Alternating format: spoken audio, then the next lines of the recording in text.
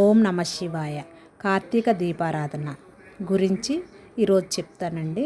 అగ్నిన్నపాతు, కృత్రికా సగ్ని, మాడదీత, కృత్రికా నక్షత్రం, మగ్నిరేవత అంటూ కృష్ణ యజుర్వేదం కృత్రికా నక్షత్రానికి దైవం అగ్ని అని పలుచోట్ల చెప్పబడింది. కృత్రికా నక్షత్రానికి దైవం అగ్ని.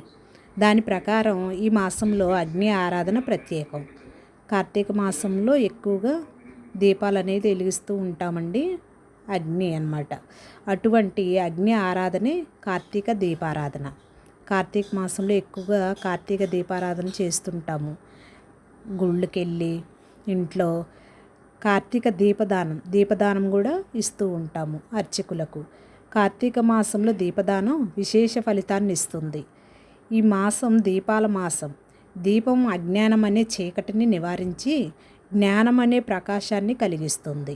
దీపదానం వలన లక్ష్మీ ప్రాప్తి కలుగుతుందని పద్మపురాణాలలో చెప్పబడింది. దీపము కలిగిన ఇంటను దాప్రమున శ్రీలక్ష్మి చేరి ధనమును ఇచ్చున్, కాపాడుచుండు మనులను పాపములు కడిగి తొలుగు భద్రములసుగున్. దీపము కలిగిన ఇంట దాప్రమున శ్రీలక్ష్మి చేరి స్థిర నివాసం ఏర్పరచుకుంటుంది.